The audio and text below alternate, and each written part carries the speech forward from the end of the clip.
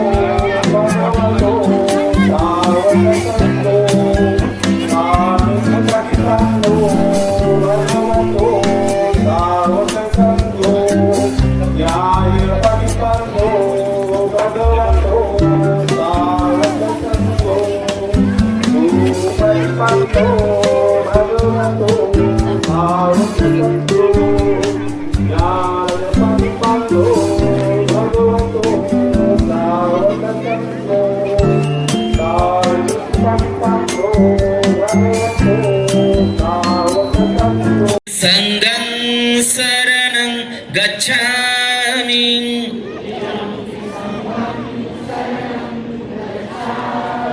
तृतीयंपि बुद्धं शरणं गच्छामि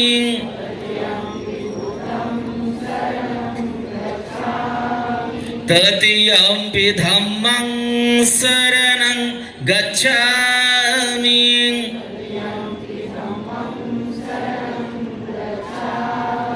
तृतीयंपि संघं शरणं गच्छामि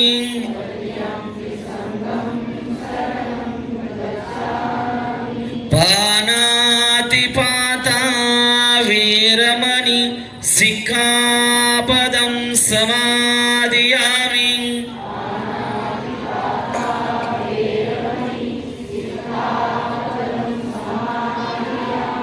आदिनादाना वीरमणि सिक्खापदं समादियामि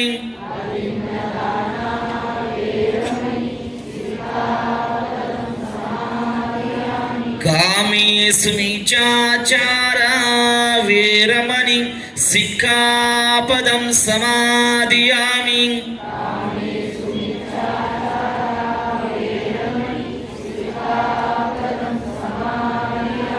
मुसावादा वीरमणि सिक्खापदं समादियामि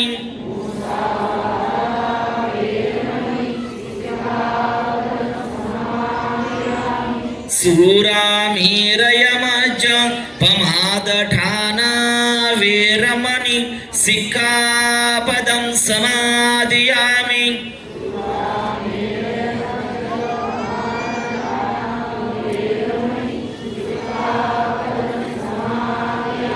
साधु साधु साधु. त्रिसरण पंचशील आपण या ठिकाणी ग्रहण केलेला आहे. या ठिकाणी आपण त्रिरत्नवंदन संक्षिप्त आणि भीमस्मरण भीमस्तुती ग्रहण करूया. सर्वांनी आपल्या हृदयाजवळ हात जोडायचे आहे. इति पिसो भगवा अरहं सम्मा संबुद्धो विचाचरण संपन्नो सुगतो लोकविदु अनुतरो पुरीस धम्म सारथी सत्तादेव मनोसान बुद्धो भगवती स्वाखातो भगवता धम्मो संधिटिको अकालिको यही पस्सिकोपनायको पच्चतं वेदितव्यो विहुह्येति सुपटिपन्नो भगवतो सावक संगो उजिपटिपन्नो भगवतो सावक संगो यायुपटिपन्नो भगवतो सावक संगो सामिचिपटिपन्नो भगवतो सावक संगो यदिदं सतारि पुरिसयुगानि अट्टपुरी सभोगला येस भगवतो सावक संग आवणीयो पावणीयो दखनीयो अंजली करणीयो अनुतरं पुयं खेतं लोकसाती सकल बीजं विधुरयानं देवरूपं सुजीवं निमल चक्कु गभीरघोषं गौरवन्नं सुकाय अभयचेतं निभयकामं सुरतधम्मं सुप्रेम वीरतरजं सुजननेतं भीमरावं सरामि भीमरावं सरामि भीमरावं सरामि दिव्य प्रभरत्न तु साधु वरदान तु अद्य कुलभूषण तु भीमराजा सकल विद्यापति ज्ञान सतसंगति शास्त्र शासनमति बुद्धि तेजा पंकजा नरवरा रक्त स्वजन उद्धरा भगवंत आमुचा करा भक्त काजा जवदार संगरी शस्त्र धरिता करी कापला अरिपुरी रौद्र रूपा मुक्तिपथ कोणता जीर्ण स्मृती जाडिता उजाळीला अगतिका मार्ग साजा राष्ट्र घटना कृती शोभते भारती महामानो बोलती सार्थ सहज्ञा शरण बुद्धासमी शरण धम्मासमी शरण संघासमी भीमराजा भीमराजा भीमराजा सर्वांनी म्हणा साधू साधू साधू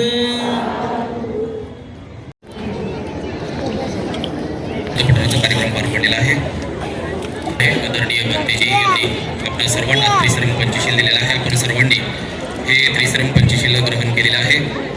या ठिकाणी आदरणीय भंतेजी व श्रामण्य संघास आपण धम्मदान आणि आदरणीय भंतेजींना या ठिकाणी पुष्पगुच्छ देऊन सन्मानित करणार आहोत. महाबोधी बंधुविहार ट्रस्टचे अध्यक्ष सन्माननीय विजयजी जगताप यांना विनंती करतो की त्यांनी या ठिकाणी आदरणीय भंतेजींना पुष्पगुच्छ द्यायचा आहे आणि त्याचप्रमाणे धम्मदान देऊन आपण त्यांचं स्वागत करायचं आहे.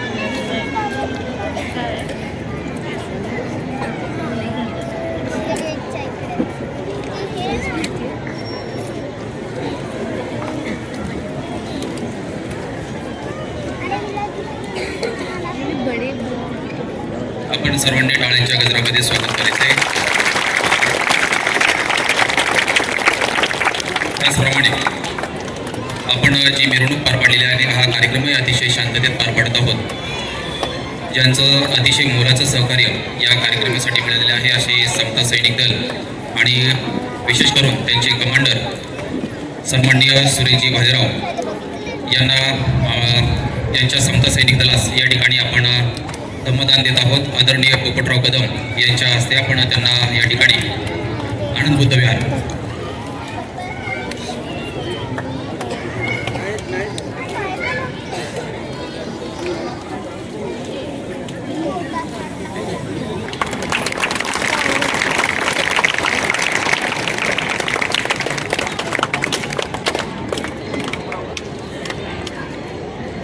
यानंतर आपण स्वागत समारंभाचा कार्यक्रम झाल्यानंतर त्याचप्रमाणे आपल्या या कार्यक्रमासाठी ही मिरवणूक शांततेत पार पाडण्यासाठी आणखी एक महत्त्वाचं सहकार्य ज्यांचं लाभलेलं आहे असे पोलीस प्रशासनाचे जर पदाधिकारी या ठिकाणी उपस्थित असतील तर त्यांना विनंती की आपणही आपला सन्मान घेण्यासाठी स्टेजवरती यायचे.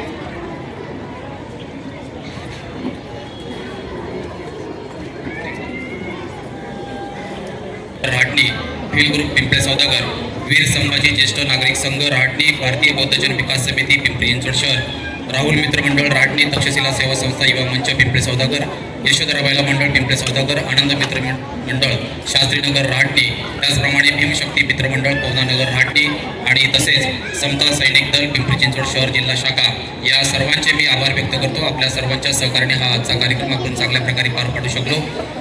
यानंतर मी आपला अधिक वेळ घेणार नाही. आमचे सहकारी PSI चव्हाण साहेब यांना विनंती की आपण स्टेजवरती यायचे आपला सन्मान आपण स्वीकारायचा आहे.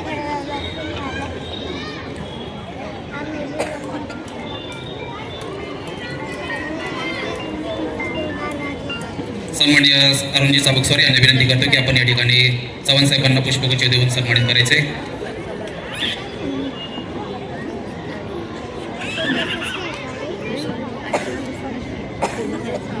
पोलीस प्रशासनाच्या अतिशय महत्त्वपूर्ण सहकार्यामुळे आपण ही मिरवणूक चांगल्या प्रकारे पार पाडू शकलो. खूप चांगल्या प्रकारचं सहकार्य चव्हाण साहेब आणि त्यांच्या सहकार्याने दिलेले आहे, त्याबद्दल खूप खूप धन्यवाद. त्यानंतर आमचे सहकारी पदाचार्य सन्माननीय शांतारामजी भालेराव यांना विनंती करतो की त्यांनी या कार्यक्रमाचं प्रास्ताविक करावं.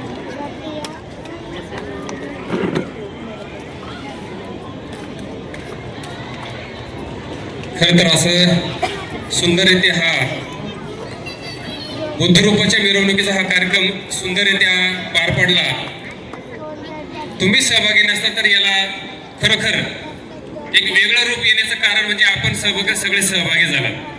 खरं तर ही संकल्पना 2025 रोजी विजयराव जगताप महाबोधिविहाराचे अध्यक्ष यांनी मांडली की डॉक्टर बाबासाहेब आंबेडकरांची जयंती भारतातच नव्हे तर भारताच्या बाहेर चांगल्या प्रकारे साजरी होत असते, हर्षोल्लासात साजरी होत असते.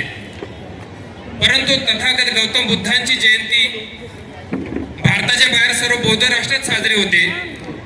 परंतु जिथे बुद्धांचा ज्ञानप्राप्ती झाली, त्यांना आयुष्याची 45 वर्ष ज्यांनी धम्म आपल्या या भारतामध्ये सांगितला, त्या ठिकाणी तथागत गौतम बुद्धांची ख्याती आणि प्रसिद्धी असताना भारतामध्ये त्यांचा हा प्रचार त्या पद्धतीने होत नव्हता आणि बुद्ध जयंती या दिवशी म्हणावे तशी आपल्यामध्ये साजरी होत नव्हती. त्यांनी संकल्पना मांडली 2025 रोजी. त्याप्रमाणे महाबोधी विहार, सारनाथ बौद्ध विहार म्हणजे सागरदादाने जी नावं घेतली ते सर्व मंडळ त्यामध्ये सामील झाले आणि आपल्यापर्यंत पोहोचण्याचा प्रयत्न केला. आपण काही थोडक्या अवधीमध्ये त्यावेळेस आपण हे सर्व नियोजन जमवलं आणि मला आठवतं त्या दिवशी खूप असा पाऊस होता आणि संध्याकाळचे 7:30 वाजले तरी पण येणारा जो समूह होता तो बहुसंख्येने होता आणि तरीही ती बुद्धरूपाची मिरवणूक छान प्रकारे साजरी झाली. यावेळेस आम्हाला थोडासा अंदाज होता की यावेळेसही पाऊस नसताना आपण सर्व सहभागी व्हाल आणि त्याप्रमाणेच घडलं. परंतु एक असा विषय अजून निघाला की आपण ही जी व्याप्ती आहे ती थोडीशी वाढवावी. आनंद बौद्धविहाराचे अध्यक्ष महादेव कावळे यांच्या सूचनेनुसार आम्ही हा प्रयत्न थोडासा पलीकडे नेण्याचा प्रयत्न केला. सर्वच कार्यकर्त्यांची विनंती होती की आपण हा जो आपला बुद्धरूप मिरवणुकीचा कार्यक्रम आहे हा सर्वांपर्यंत व्यापक पद्धतीने पोहोचवायचा आहे. त्या उद्देशाने आपण हा पोहोचवण्याचा प्रयत्न केला. आज आपण नाकादेनगर हट्टीपाटा या इथून सुरुवात केली आणि त्याचा समारोप महाबोधी विहाराकडे झाला. खरं तर याचा आपला व्यापक रूप हा थोडासा अजून भव्य असणार आहे.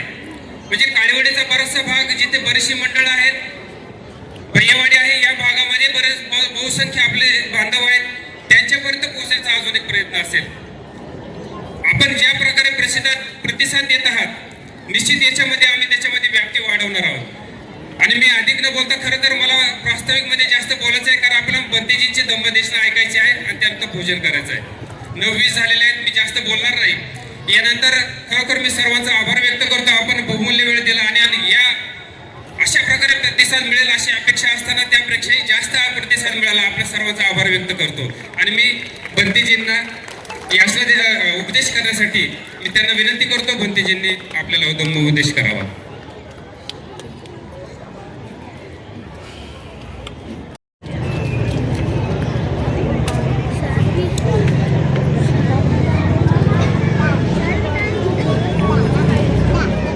महाकारुणिक तथागत गौतम बुद्ध, प्रियदर्शी चक्रवर्ती सम्राट अशोक, भारतीय राज्यघटनेचे शिल्पकार, परमपूज्य बोधिसत्व भारतरत्न डॉक्टर बाबासाहेब आंबेडकर या महामानवांना वंदन करतो.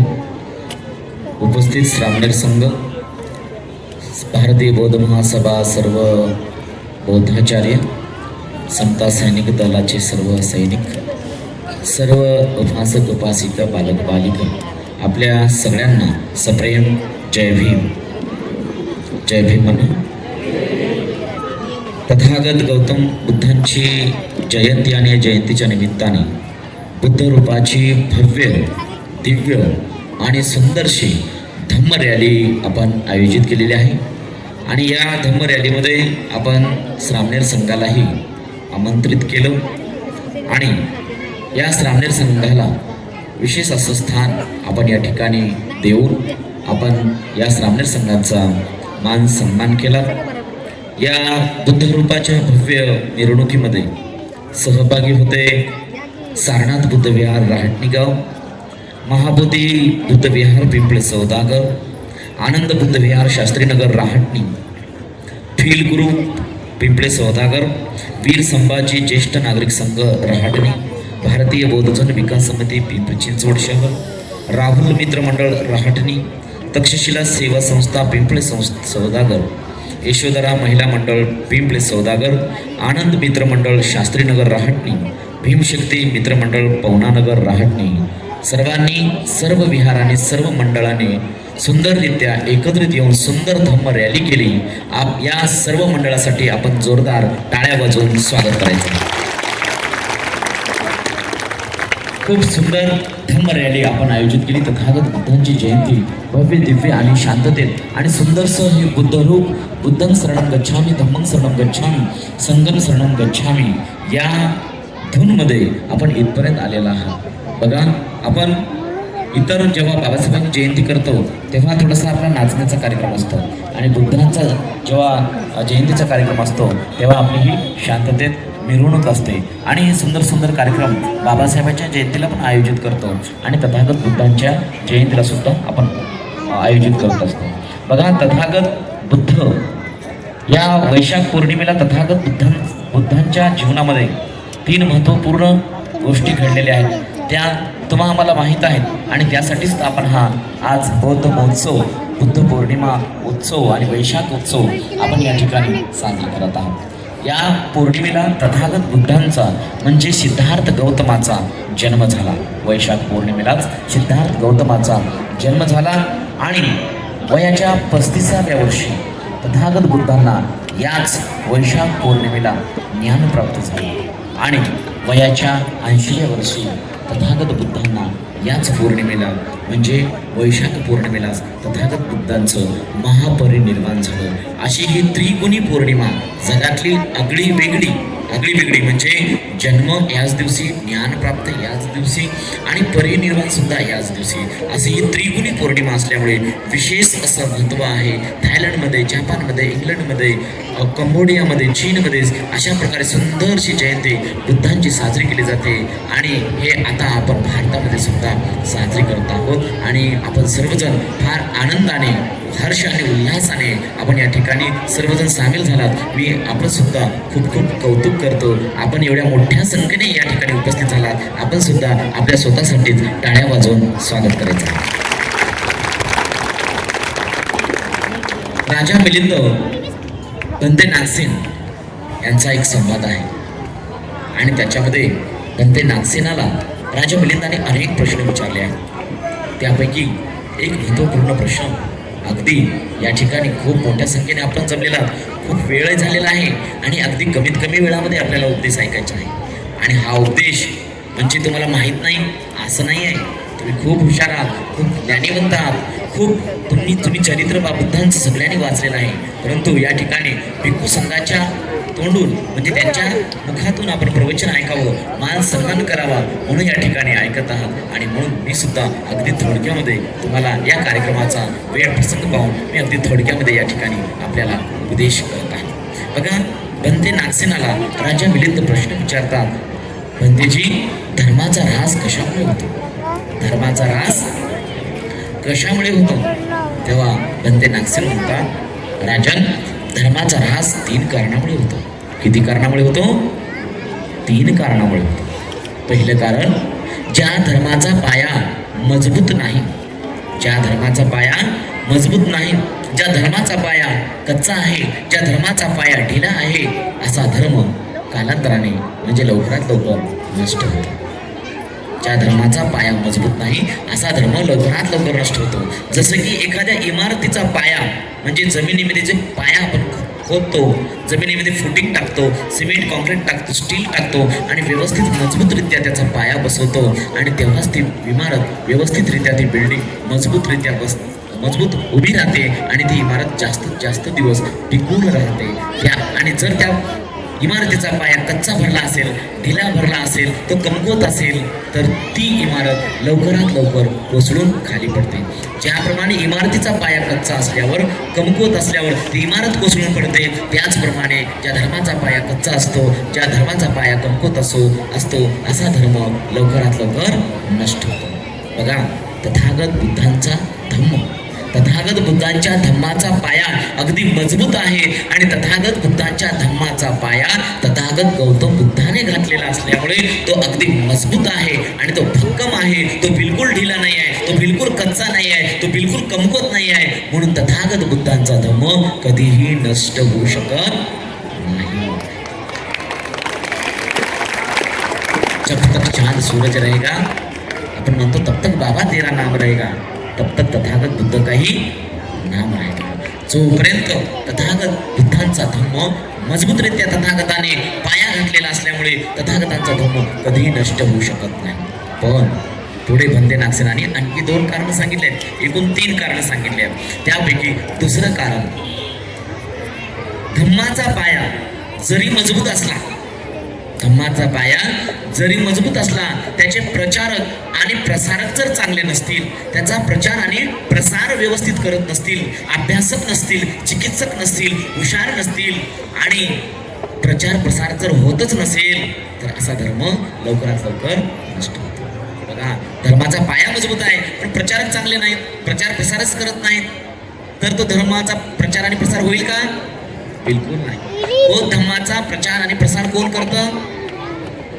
प्रचार प्रसाराची यंत्रणा तथागत बुद्धांनी उभी केली, ती म्हणजे भिक्खू संघाच्या माध्यमातून. तथागत बुद्धांच्या धम्माचा प्रचार प्रसार भिक्खू संघ करत असतो आणि भिक्खू संघ अभ्यासक आहे, चिकित्सक आहे आणि तो गावोगावी जाऊन, खेडोपाडी जाऊन धम्माचा प्रचार आणि प्रसार करत असतो आणि म्हणून आजपर्यंत हा धम्म या ठिकाणी टिकून आहे.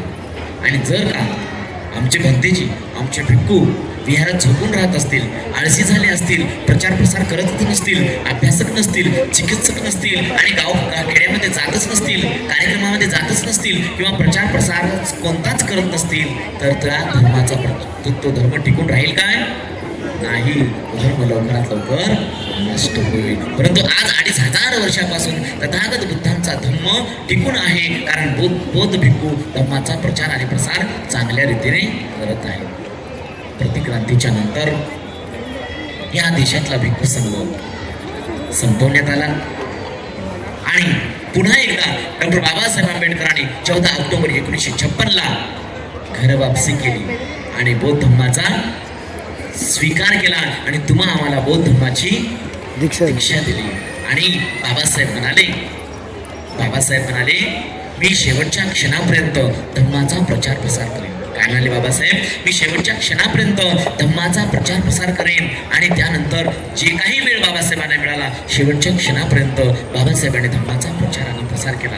आणि त्याच दिवशी तुमच्यावर, आमच्यावर सुद्धा बाबासाहेबांनी जबाबदारी टाकली आणि तुम्हाला आणि आम्हाला सुद्धा धम्माचा प्रचार आणि प्रसार करायचा आहे. तुम्हाला आम्हाला सुद्धा धम्माचा प्रचार आणि प्रसार करायचा आहे. भिक्खूंची संख्या कमी आहे. प्रतिक्रांतीनंतर भिक्खू संपवले गेले, परंतु बाबासाहेबांनी पुनर्जीवन केलं, पुन्हा उभं केलं, पुन्हा घर वापसी केली, बौद्ध धम्माचा स्वीकार केला, भारतीय बौद्ध महासभेची स्थापना केली आणि असा हा प्रचार संघ तयार केला, जेणेकरून जिथे जिथे भंतेजी पोहोचत नसतील तिथे तिथे हे बौद्धाचार्य, हे कार्यकर्ते, हे धम्मसेवक पोहोचतील आणि धम्माचा प्रचार आणि प्रसार करतील. भिक्खू संघाच्या नंतर दुसरी फळी ही बौद्धाचार्यांची, कार्यकर्त्यांची, विहाराच्या सदस्यांची आहे आणि यांनी जर प्रचार प्रसार केला नाही तरी सुद्धा हा धर्म लवकरात लवकर नष्ट होऊ शकतो. जर का या सर्व मंडळांनी ही धम्म रॅली आयोजित केलीच नसती, जर का या सर्व मंडळांनी धम्म रॅली, बुद्ध पौर्णिमा उत्सव साजरा केलाच नसता तर तुम्ही आजूबाजूच्या एवढ्या मोठ्या संख्येने उपासक उपासिका उपस्थित झाले असता काय? बिलकुल नाही. यांनी या सर्व मंडळांनी एकत्रित येऊन धम्म रॅली आयोजित केली, धम्म देसनेचा कार्यक्रम आयोजित केला, म्हणून तुम्ही एवढ्या मोठ्या संख्येने इथे उपस्थित झालात. आणि या प्रचार प्रसारकाने कामच जर बंद केलं, तुमची धम्म रॅली नाही, धम्म प्रवचन नाही, वर्षावासाचे कार्यक्रम नाही, पौर्णिमेचे कार्यक्रम नाही, धम्म परिषदेचा कार्यक्रम नाही, वंदनेचे कार्यक्रम नाही, घरोघरी वंदना नाही, विहारात वंदना नाही, जर असं यांनी केलं आणि प्रचार प्रसारच केला नाही तर धम्म टिकून राहील काय? नाही. म्हणून भिक्खू संघासोबत आपल्या सर्व प्रचार आणि प्रसारकाची भूमिका सुद्धा फार महत्वपूर्ण आहे. आणि जोपर्यंत हे प्रचार प्रसार करत राहतील तोपर्यंत धम्म चांगल्या प्रकारे जास्तीत जास्त दिवस टिकून राहील. बघा, 2 कारणं झालेली आहेत. तिसरं कारण बघा, धम्माचा पाया मजबूत आहे. तथागत बुद्धांच्या धम्माचा पाया मजबूत आहे आणि प्रचारक आणि प्रसारक सुद्धा चांगले आहेत. पण तिसरं कारण सुद्धा महत्वपूर्ण आहे. तिसरं कारण पण ते नागसेन म्हणतात की धर्माचा पाया जरी मजबूत असला, त्याचे प्रचारक आणि प्रसारक जरी चांगले असले तरी ज्ञानीवंताला, विद्वानाला, हुशार माणसांना तत्वज्ञान कळतं, त्यांना तत्वज्ञानाची भाषा कळते, ते पुस्तक वाचतात, ते अभ्यास करतात. परंतु सामान्य लोकांना तत्वज्ञान कळत नाही, त्यांना तत्वज्ञानाची भाषा कळत नाही, ते पुस्तकं वाचत नाहीत. सामान्य लोकांसाठी धर्माची ठिकाणे असतात. काय असतात? धर्माची ठिकाणे असतात, धर्माची स्थळं असतात. आणि हे स्थळं बौद्ध धर्मामध्ये फार महत्वपूर्ण आहेत. ज्या धर्माला धार्मिक स्थळं नाहीत असा धर्म सुद्धा लवकरात लवकर नष्ट होतो. बौद्ध धर्माला खूप धम्मस्थळं आहेत. पहिलं स्थळ जिथे बघा, बौद्धांचे 4 महत्वपूर्ण स्थळ आहेत. किती आहेत? 4 महत्वपूर्ण स्थळ आहेत आणि बाकीचे तर खूप आहेत. याच 4 स्थळांना पहिले 4 धाम म्हटले जायचं.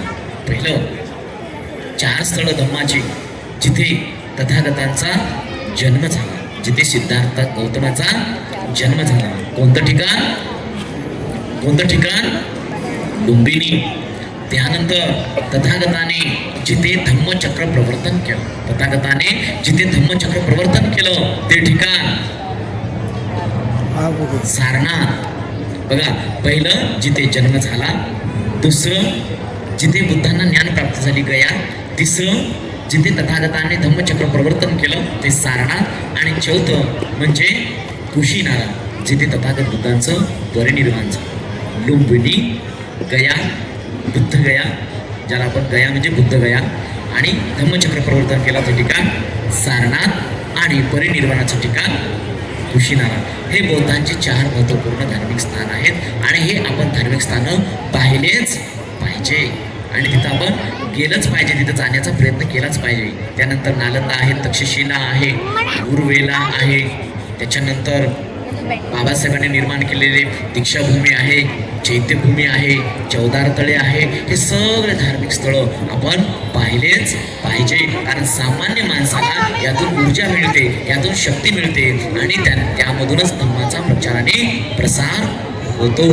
आता सर्वात महत्त्वपूर्ण आणि जवळचं आपल्या घराच्या बाजूचं महत्त्वपूर्ण धार्मिक स्थळ म्हणजे आपलं बुद्ध विहार. आपलं बुद्ध विहार, हे बुद्ध विहार फार महत्त्वपूर्ण आहे. बुद्ध विहार हे संस्काराचं केंद्र आहे. बुद्ध विहार हे प्रशिक्षणाचं केंद्र आहे. बुद्ध विहारामधून सुशिक्षित, प्रशिक्षित, आचरणशील आणि निस्वार्थी कार्यकर्ते तयार होतात आणि ते धर्माचा प्रचार आणि प्रसार करतात. म्हणून बुद्ध विहार हे फार महत्त्वपूर्ण आहे. बाबासाहेब म्हणतात सारनाथच्या भाषणामध्ये आणि रंगूनच्या भाषणामध्ये सुद्धा बाबासाहेब म्हणाले, दर रविवारी आपण बुद्ध विहारी गेलं पाहिजे. दर रविवारी बुद्ध विहारी गेलं पाहिजे. परंतु आपले जास्तीत जास्त बौद्ध बांधव बुद्ध विहारात जाताना दिसत नाहीत. आपण बाबासाहेबांनी रविवारच का ठेवलाय? शनिवार, गुरुवार, शुक्रवार काऊन न ठेवला? कारण सुट्टी असते. नाहीतर काही आमच्या बांधव बुद्धांचा बुधवार पण साजरा करतात बरं का. त्यांना सूचना आहे की बुद्धांचा बुधवार साजरी करण्याची आवश्यकता नाही. जर योग्य वाटत असेल, सुट्टी असेल तर तुम्ही ते करू शकता. पण बाबासाहेबांनी रविवार सांगितला जेणेकरून तुम्हाला सुट्टी असते. म्हणून दर रविवारी आपण बुद्ध विहारात गेलंच पाहिजे. हिंदू बांधव देवळात जातात का नाही?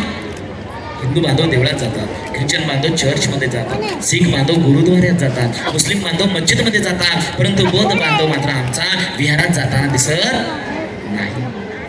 जन्माला आला हेला, पाणी भरून भरून मेला आणि तो कधीच बुद्ध विहारात नाही गेला. जन्म तुझा वाया गेला, जन्म तुझा वाया गेला.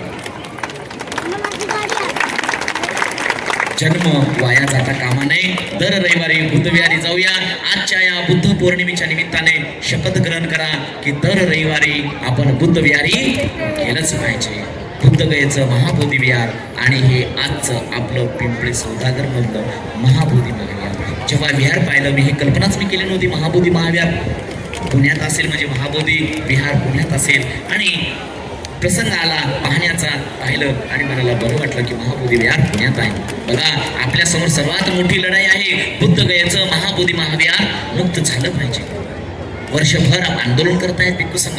दिल्लीला जंतर मंतरवर आंदोलन झालं, पुण्यात सुद्धा आपण आंदोलन केलं. आपण प्रत्येकाने महाबोधी महाविहार मुक्ती आंदोलनासाठी झटलं पाहिजे. कारण ज्या धर्माला धार्मिक ठिकाण नसतात तो धर्म लवकरात लवकर नष्ट होतो. आणि बुद्धांना ज्ञान प्राप्त झालेलं महाबोधी महाविहार म्हणजे बुद्धांना ज्ञान प्राप्त झालेलं बुद्धगया हे ठिकाण आणि तिथे सम्राट अशोकाने बांधलेलं महाबोधी महाविहार आपल्या ताब्यात असलं पाहिजे का नाही?